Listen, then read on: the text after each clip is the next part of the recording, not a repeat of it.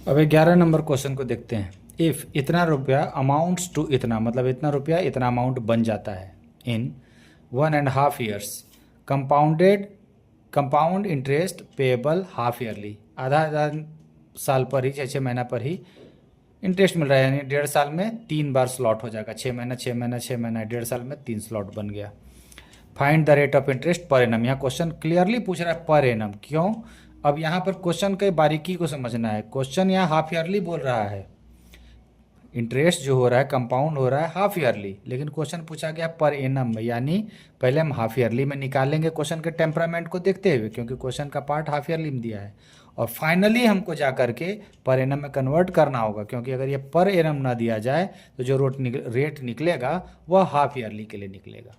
हर एक क्वेश्चन में पहले क्वेश्चन को समझना इंपॉर्टेंट होता है, क्योंकि क्वेश्चन में ही पहले छिपा होता है बहुत तरह का बात, इनडायरेक्ट बातें छिपी होती हैं, डायरेक्ट नहीं। हर हमेशा चीज़ों को डायरेक्ट ना बोला जाता है, उस इनडायरेक्ट को ही पहले समझना पड़ता है कि वो इनडायरेक्ट बातें जो क्लियरली नहीं लिखी हैं वो क्या उसमें हिडन है, तो छिपी हुई बातों को समझना पड़ता है। तो जैसे इस क्वेश्चन का ये छिपा हुआ संदेश इसमें था कि जब हम क्वेश्चन को इस हिसाब से लेकर के चलेंगे हाफ ईयरली के हिसाब से, तो जो रेट निकलेगा वो भी हाफ ईयर में निकल जाएगा।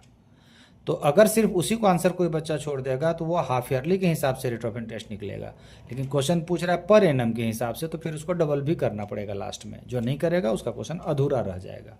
तो क्वेश्चन कैसे एक सिर्फ पर एनम लिख देने से क्वेश्चन का टेम्परामेंट चेंज हो जाता है, यह बताता है कि क्वेश्चन को पहले ठीक से पढ़ना और ठीक कर जब अच्छे से समझना, और पहले उसके स्टेप्स को मन में समझ लेना कि हमको करना क्या है, करना क्या चाहिए। जब तक ये बात ना समझ में आएगा तब तक कलम उठाने से क्वेश्चन में कोई फ़ायदा नहीं होगा, वो सिर्फ रटा हुआ आंसर बनेगा। तो उस हिसाब से जो यह क्वेश्चन का टेम्परामेंट है, वो पहले जो डेटा दिया हुआ था वो पी दिया हुआ है, यानी कि जो पहला अमाउंट हम लेकर के चले हैं। उसके बाद अमाउंट दिया हुआ है, कह रहा है कि इतना रुपया हमारा जो है ये बन जाता है। तीसरा एन दिया है टाइम 1.5 ईयर, यानी कि 3 हाफ ईयर्स। ठीक है, यहीं पर हम क्लियर कर लिया हाफ ईयर का बात। अब हमको निकालना आर को हम लोग मान लेते हैं, या रेट ऐसे लिख देते हैं, रेट इज इक्वल टू हम लोग मान लेते हैं कि भाई R% पर हाफ ईयरली।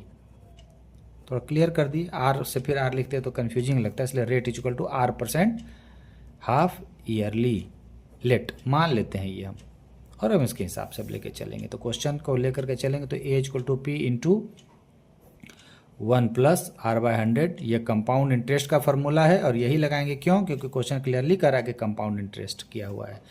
अगर सिर्फ इंटरेस्ट लिखते तो हम उसको सिंपल इंटरेस्ट भी मान सकते थे। दैट इम्प्लाइज ए यानी कि हो गया 46305 इज इक्वल टू पी, यानी कि 40000। हम कोमा लगा इसलिए दिए कि पढ़ने में दिक्कत ना हो, समझ में आ जाए कि यह 40,000 ही है। तो कभी कभी 40,000 का आदमी या तो 4 लाख या 4,000 भी पढ़ लेता है गलती से। आर निकालना ही है, इसलिए इसको आर ही रहने देते हैं, और पावर में आ जाएगा 3, जैसे कि पिछले क्वेश्चन में किए थे। जब ऐसा रहे आर निकालना रहे क्यूब रहे तो ये वाला पार्ट नीचे आ जाएगा। क्यों? क्योंकि यहाँ बीच में मल्टीप्लिकेशन है। जैसे कि अगर किसी जगह पर लिखा रहे x is equal to Y Z, और y नीचे आएगा तो ये x/y is equal to Z होगा। क्यों? क्योंकि बीच में मल्टीप्लिकेशन है। और यही अगर किसी जगह लिखा रहेगा x is equal to Y plus Z, और y इधर आएगा तब ये डिवीजन ना करके माइनस बन के आएगा। ये रूल अलजेब्रा का याद होगा, नहीं तो इसको जरा समझ लेना जरूरी है कि क्यों हुआ। तो ये हो गया 46305 divided by 40,000 is equal to 1 plus R/100 cube. इसको सीधा करके पहले लिख लेते हैं, जो कि एक स्टैंडर्ड वे है कोई चीज़ को लिखने का। Is equal to 46305 divided by 40,000। 5 से भाग लगाए, 5 8 40, 0 0 0, 5 से भाग लगाए, 5 9 45, 1 5 2 के 10, 3 5 6 के 30, 5 1 5। पिछला ही क्वेश्चन में 9261 का निकाले थे हम लोग, 3 क्यूब 7 क्यूब आया था, सेम वही है। R/100 यहाँ क्यूब इज इक्वल टू ये आ जाएगा 21 का क्यूब डिवाइडेड बाई ये हो जाएगा 20 का cube. That implies 1 plus R by 100। चूँकि इन दोनों में क्यूब अलग अलग यहाँ लिखे थे और चूँकि यह पूरे का पावर 3 है तो इसको एक स्टैंडर्ड वे में ढाल देने के लिए पहले हम एक स्टेप ये लिख देंगे। अब तब दोनों का पावर सेम है तो बेस भी सेम होगा। अलजेब्रा का रूल याद होगा कि अगर कहीं पर लिखा हुआ है x का पावर n या a का power n equal to b का पावर n तो होता है a equal to b, power अगर सेम हो तो।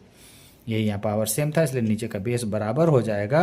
ये सॉरी इसके नीचे वाले लाइन में लिखना चाहिए था 1 plus R by 100 is equal to 21 by 20।